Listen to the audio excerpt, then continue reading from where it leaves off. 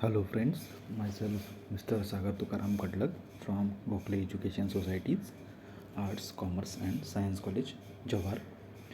Today in this video we are going to study about the digestive system of pigeon. This is the topic from SYBSC Zoology Paper 2 Semester 3.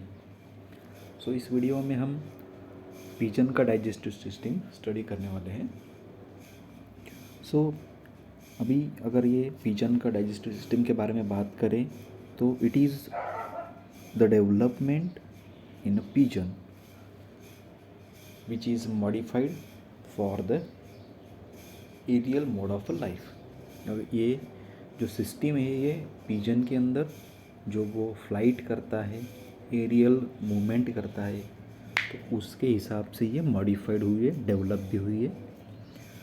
A large surface area, high temperature and increased metabolism demands high food intake in a pigeon. अगर हम बात करें pigeon की तो उसका जो भी body का साइज़ है वो हाई होता है, बॉडी में टेम्परेचर भी हाई होता है और उसकी जो एक्टिविटी है जिसकी वजह से उसका मेटाबॉलिज्म भी फास्ट होता रहता है.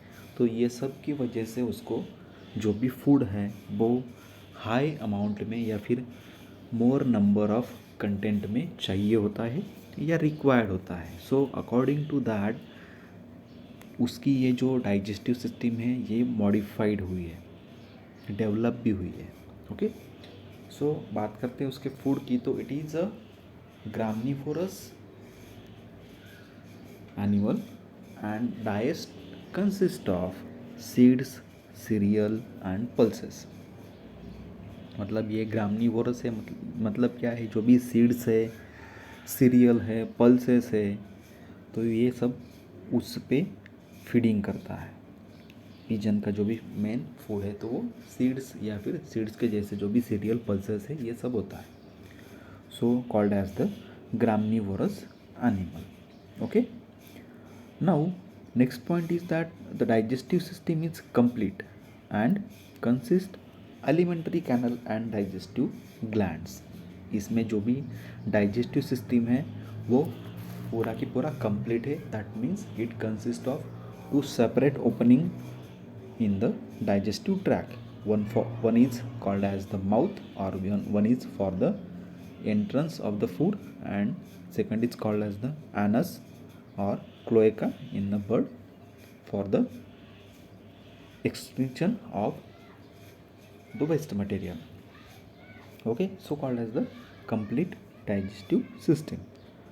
So it also consists the digestive glands. मतलब जो भी सिस्टम है उसको असेसरी डाइजेस्टिव ग्लैंड या फिर जो भी ग्लैंड से which is secretory in nature digestion के लिए हेल्प करते हैं तो वो भी इसमें प्रेजेंट है. नाउ इट्स एलिमेंट्री कैनल और we can also call as the digestive canal is short and comprises or it can be divided into 3 sections called as the foregut, midgut and hindgut respectively. मतलब इसका जो भी digestive track है उसको 3 section में study के हिसाब से डिवाइड किया गया है. फर्स्ट है फोरगट, सेकंड है midgut and the last one third hindgut.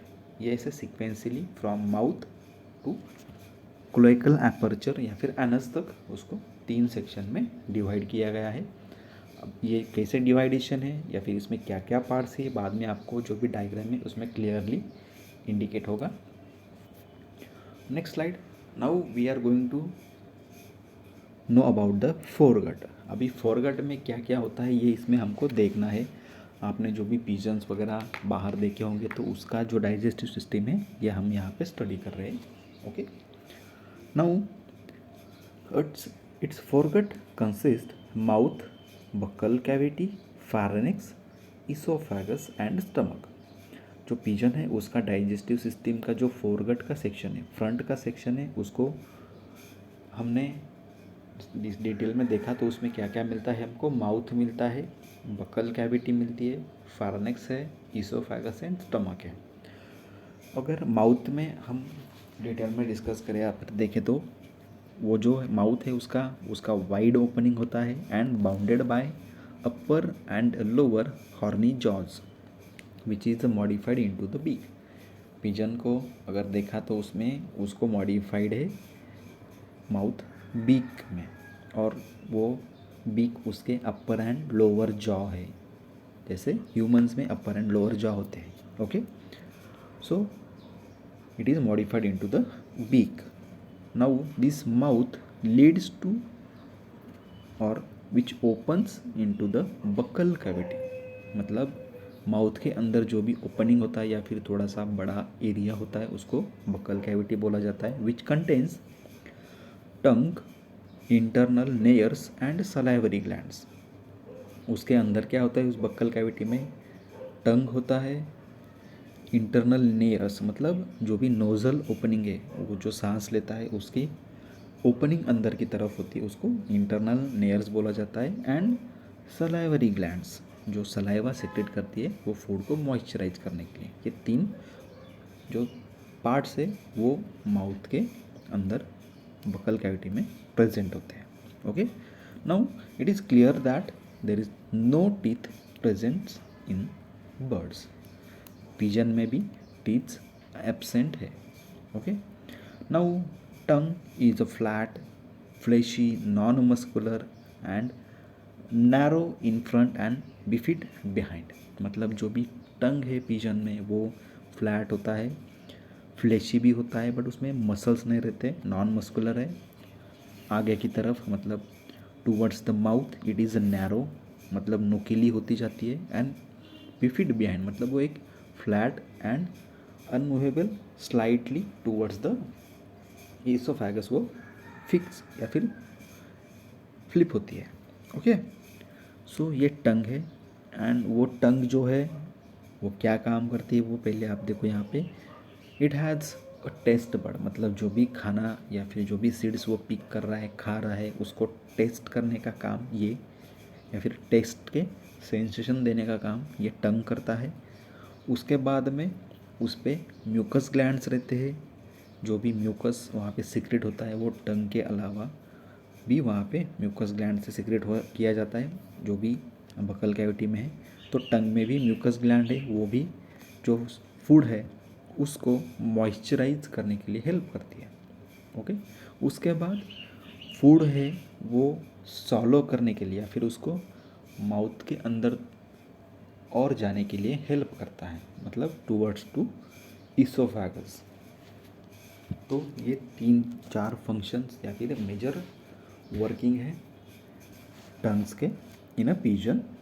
Okay, so this is the some function of a foregut और parts of foregut in a pigeon. Now, behind that mouth, the pharynx is a present, which is opens into the esophagus. Now, pharynx is the part from where the birds can produce a sound. So, it is the pharynx part which can produce the sound. So, it is lies between the buccal cavity and esophagus. Now, esophagus is a narrow distensible tube and which is enlarged in a neck to form bilobed sag crop. मतलब ये oesophagus फार्निक्स से start होता है या फिर फार्निक्स के and से start होता है और आगे जाके एक बाइलोब मतलब दो बड़ा वाला ऐसे बैग लाइक जिसमें 2 लोब्स है, ऐसा बड़ा बैग वहाँ पे फॉर्म करता है जिसको क्रॉप बोला गया है। ठीक है, तो ये पूरा की पूरा उसके नेक से रन होके आगे थोरेसिक कैविटी में ये बाइलोब से आकर करके ओपन होता है। So this is the crop which is a bilobe in structure. So ये जो बड़ा सा क्रॉप या फिर बड़ा सा बैग लाइक स्ट्रक्चर है तो वो क्या काम करता है वो अभी देखेंगे। Crop help to store food material which is ingested in a more quantity within a short period of a time. ये जो भी क्रॉप है ये शॉर्ट पीरियड ऑफ टाइम में जो भी फूड कंसिडर या फिर इंजेस्ट किया है वो सब वहाँ पे स्टोर करने का काम ये क्रॉप करता है। साथ ही में क्या होता है, उसमें म्यूकस ग्लैंड्स होते हैं कि जो म्यूकस ग्लैंड्स जो भी फूड वहाँ पे क्रॉप तक आया है या फिर उसमें स्टोर किया है, टेम्पररी स्टोरेज वहाँ पे किया जाता है, तो उसको मॉइस्चर किया जाता है। साथ में वो मिक्स भी होता है म्यूकस से और वो सॉफ्ट भी किया जाता है, जिसकी वजह से आगे उसका डाइजेशन होने में हेल्प की जाए। ओके, जैसे ही वहाँ पे म्यूकस वहाँ मिक्स होना स्टार्ट होता है तो उसमें कार्बोहाइड्रेट का डाइजेशन वहाँ पे भी स्टार्ट होता है, क्योंकि म्यूकस में अलग अलग एंजाइम्स रहते हैं कि जो कार्बोहाइड्रेट्स को डाइजेस्ट होने में हेल्प करते हैं या फिर स्टार्ट करते हैं वहाँ पे। Okay, now next point is that in a breeding season crop secrets a nutritive fluid in a both sexes. अभी मेल एंड फीमेल पिजन में जो क्रॉप है उसमें मॉडिफिकेशन होते हैं या फिर वो फंक्शनली थोड़ा सा एक्टिवेट हो जाता है, जिसकी वजह से वो न्यूट्रिटिव फ्लूइड वहाँ पे सिक्रेट करता है। अभी ये न्यूट्रिटिव फ्लूइड क्या सिक्रेट करता है, उसमें जो भी स्टोरेज सेल्स रहते हैं तो वो वहाँ पे बर्स्ट होते हैं और उसका फॉर्मेशन या फिर वो सेल्स ब्रेक होते हैं और उसका एक फ्लूइड लाइक अपीयरेंस वहाँ पे सिक्रेट होता है, जिससे जो भी फूड वहाँ पे रहता है उसके साथ वो मिक्स होके वो फूड को पार्शियली डाइजेस्ट करके जो भी यंग वंस है उनको फीडिंग कर सके। ओके, तो ये इसमें मॉडिफिकेशन है, मतलब जो भी अडल्ट पिजन है वो अपने छोटे बच्चों को वो क्रॉप से जो भी सिक्रेशन निकलता है, न्यूट्रिटिव सिक्रेशन रहता है, वो फीड कराता है। ओके, नाउ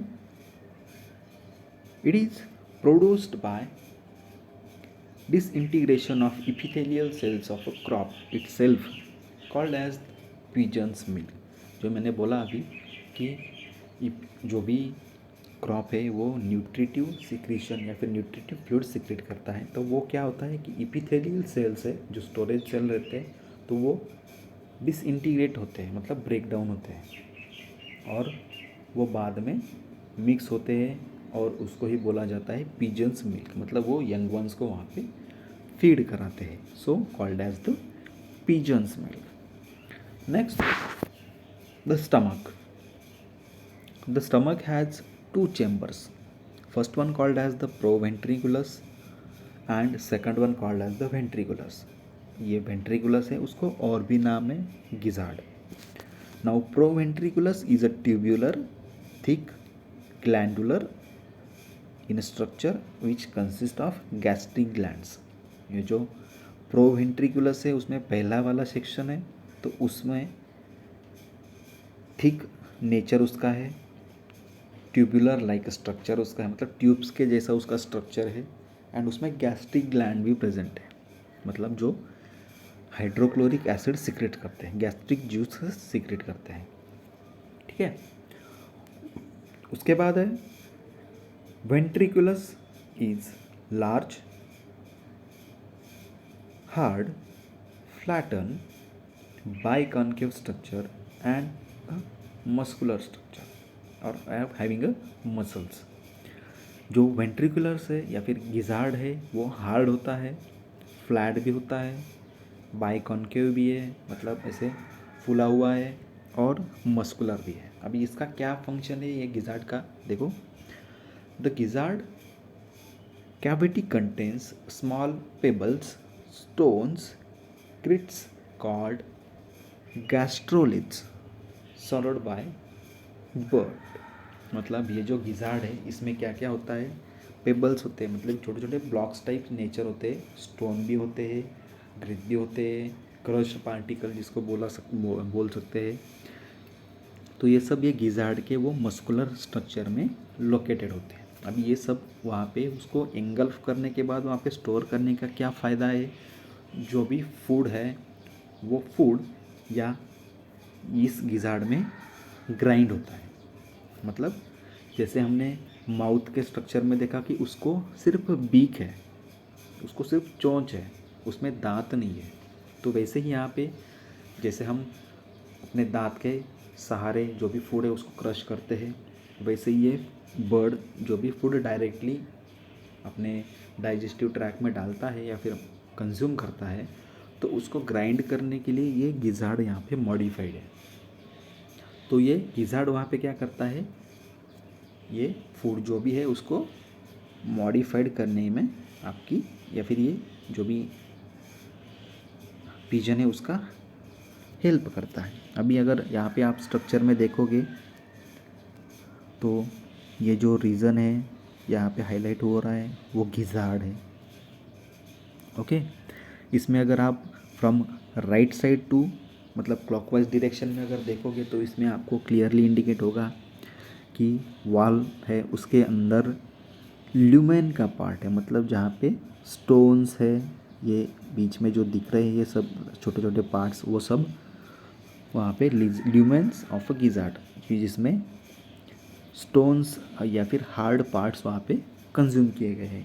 ओके, और उसके अलावा उसके बाजू में जो भी एक डार्क सर्कुलर लाइनिंग दिख रही है अंदर की तरफ, तो उसको बोला जाता है हॉर्नी एपिथेलियम, मतलब वो ऐसे नुकीला एपिथेलियम सेल्स है हार्ड वाला, कि जो भी फूड वहाँ पे वो स्टोन के सहारे क्रश किया जाएगा उसमें ये एपिथेलियल सेल्स भी उसके हेल्प करेंगे। Okay, so this is the simple diagram of gizzard in a pigeon.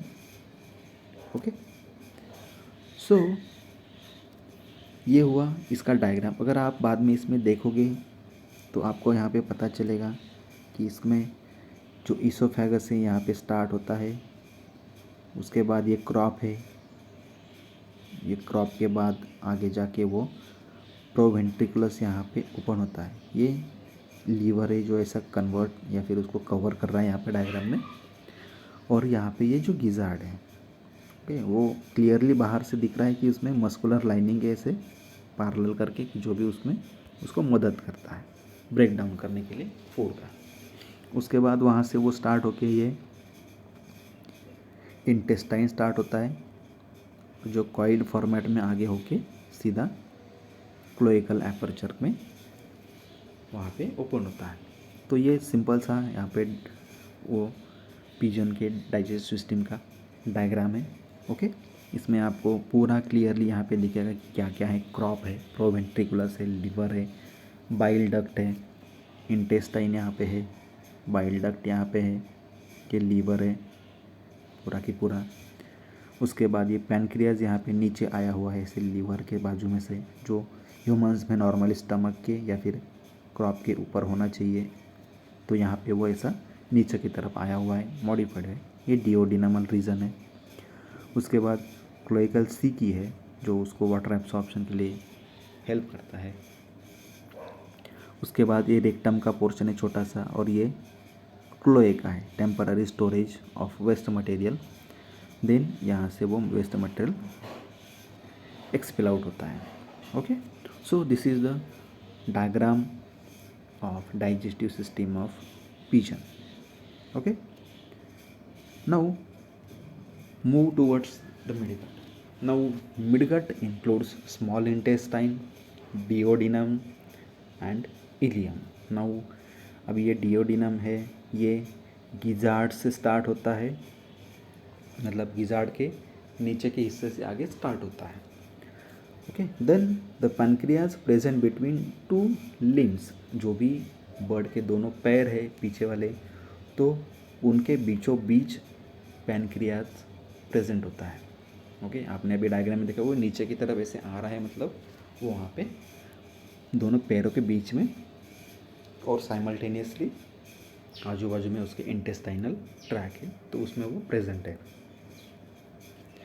Now the duodenum receives 3 pancreatic and 2 bile duct. अभी पैनक्रियाटिक जो भी जूसेस है वो 3 ट्यूब से या फिर 3 अलग अलग ओपनिंग से डिओडिनम में रिसीव किया जाता है या फिर पोर किया जाता है, और 2 बाइल डक्ट से कि जो बाइल जूसेस वहाँ पे रिलीज करते हैं या फिर पोर करते हैं। ओके, जिसके वजह से ये pancreatic juice and bile juice जो भी फूड वहाँ पे इंटेस्टाइन में आया है उसको ब्रेक डाउन करने का काम वहाँ पे, या फिर उसको डाइजेस्ट करने का काम वहाँ पे स्टार्ट होता है। ओके, उसके बाद है उसमें क्रिप्ट्स ऑफ लिबरकन है और गॉबलेट सेल्स है in the villi of duodenum.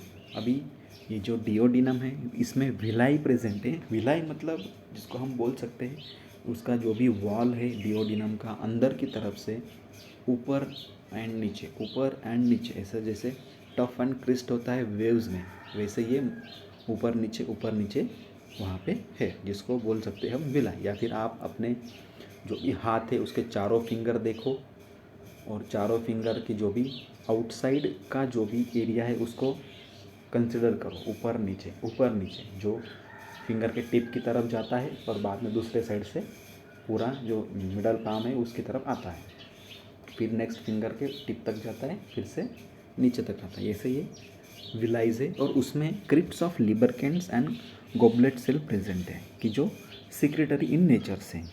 Okay, then this duodenum continues to ilium.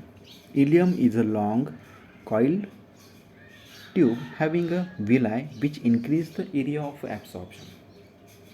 मतलब जो विलाइज है ये इलियम में भी प्रेजेंट है, जो लिबरकेंस एंड गोबलेट सेल से डाइजेशन होता है वो सब डाइजेस्टेड मटेरियल इस इलियम सेक्शन में यहाँ पे एब्सॉर्ब किया जाता है। और एब्सॉर्प्शन का एरिया अगर ज़्यादा रहेगा तो मैक्सिमम न्यूट्रिएंट्स वहाँ पे एब्सॉर्ब किए जाएंगे, इसलिए विलाइज वहाँ पे प्रेजेंट है। मतलब साइमल्टेनियसली डिओडिनम में जैसे ही डाइजेशन स्टार्ट होता है वैसे ही वहाँ पे एब्सॉर्प्शन भी स्टार्ट होता है, और आगे जाके जब इलियम में वो फूड मटेरियल प्रेजेंट या फिर मूव करता है तो उसमें भी विलाइज प्रेजेंट है और वहाँ पे भी एब्सॉर्प्शन स्टार्ट या फिर कंटिन्यू होता रहता है। मैक्सिमम एब्सॉर्प्शन इलियम में ही होता है। उसके बाद है थर्ड वाला लास्ट वाला सेक्शन हैंडगट। अगर ये लास्ट वाला सेक्शन है यहाँ पे इसको हम डिटेल्स में देखें तो it is divided into rectum and cloaca. अभी ये रेक्टम एंड क्लोएकल रीजन है। दो इलियम जो है वो रेक्टम में वहाँ पे कंटिन्यू होता है, ओपन होता है, which is a short and broad, little bit broad section है। Okay, this is at the junction of coliac are present in the junction of ileum and rectum. मतलब ये जो कोलियक सिकी है इलियम के एंड रेक्टम के जंक्शन पे, ये रेक्टम एंड इलियम जहाँ पे जॉइंट होता है वहाँ पे कोलियक सिकी प्रेजेंट है कि जो वाटर एब्सॉर्प्शन का काम करते हैं। आपने जब देखा होगा कि पिजन हो या फिर कोई भी बर्ड हो, मैक्सिमम वो वाटर ऐसे पीता नहीं है, जो भी फूड उसका रहेगा वो फूड के हिसाब से वो अपना वाटर वहाँ पे कंज्यूम करता है, या फिर जो भी फूड वो खाता है उसी से वो अपना बॉडी में जो वाटर रिक्वायरमेंट है वो फुलफिल कर लेता है। तो जो भी वाटर वहाँ पे बचेगा तो उसको वहाँ पे कन्वर्ट या फिर उसको एब्सॉर्ब करने के लिए ये कोलियक सिकी वहाँ पे रहती है और वो जो मैक्सिमम वाटर वहाँ से एब्सॉर्ब कर लेते हैं। Okay, now this rectum opens into cloaca which is the terminal part of alimentary canal, okay, and which opens into the anal sphincter which is the external opening of the digestive system or anal canal. okay, so ये पूरा की पूरा ऐसा यहाँ पे digestive system है pigeon में। Rectum में से जो भी वहाँ पे waste material semi solid form में बचेगा उसको एनल स्फिंक्टर से एक्सपेल आउट किया जाता है